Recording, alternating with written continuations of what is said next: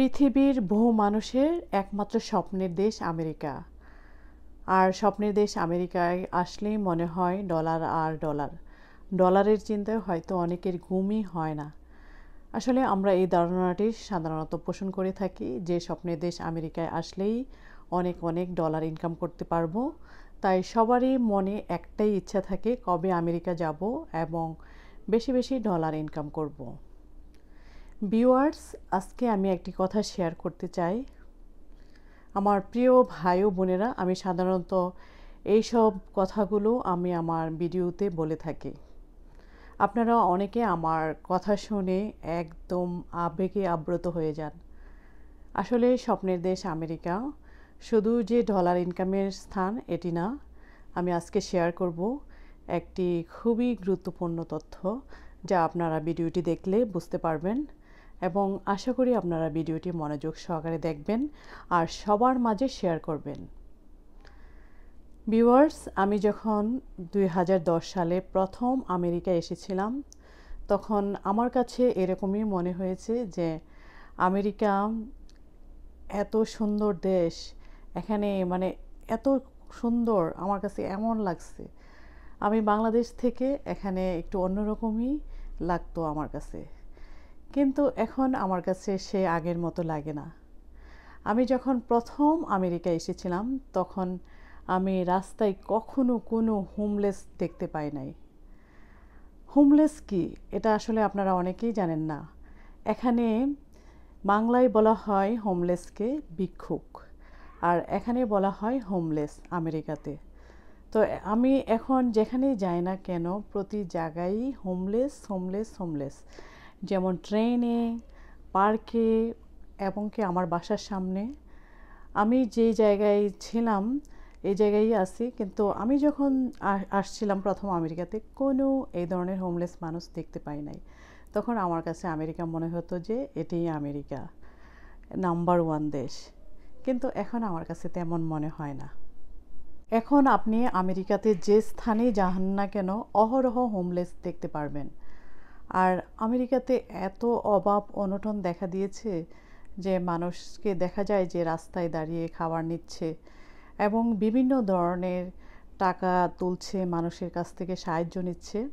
আপনি যেখানে যান এরকম চোখে পড়বেই। আমি সাধারণত বাংলাদেশে দেখেছিলাম এই বিষয়টা, যখন আমি ঢাকাতে যেতাম খুব বেশি দেখা যেত।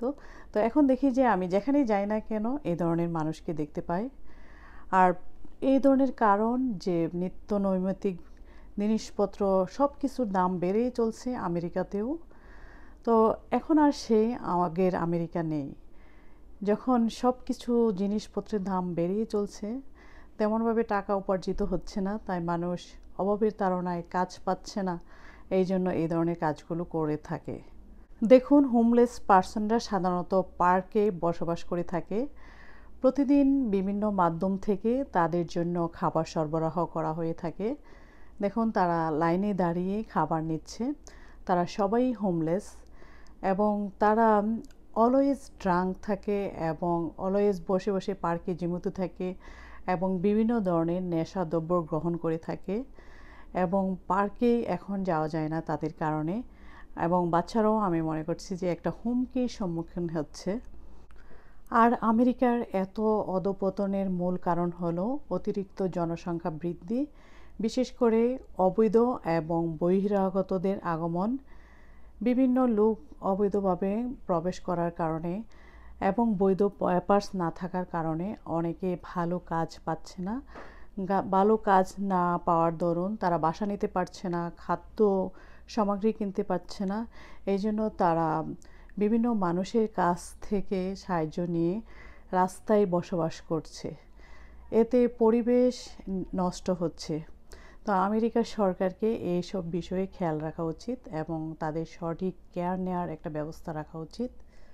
আর যারা অবৈধ লোক, তাদের পেপারস না থাকার কারণে কোনো ধরনের সাহায্যও পাচ্ছে না যে তারা সরকার থেকে বিভিন্ন সাহায্য গ্রহণ করবে এবং চলাফেরা করবে, জীবনযাপন করবে, সেরকমও হচ্ছে না। আর তার দরুন আমেরিকার বিভিন্ন স্থান হুমকির সম্মুখীন হচ্ছে, বিশেষ করে অবৈধ লোকদের কারণে এবং তারা বিভিন্ন ধরনের কাজ, ভালো কাজ না পাওয়ার কারণে অবৈধ কাজগুলো করছে এবং অনৈতিক কাজগুলো করছে। এই জন্য আমেরিকা দিন দিন অধঃপতনের দিকে এগিয়ে যাচ্ছে। তো আপনারা যখন আমেরিকা আসবেন, সবাই চেষ্টা করবেন একটা না একটা কাজ করার।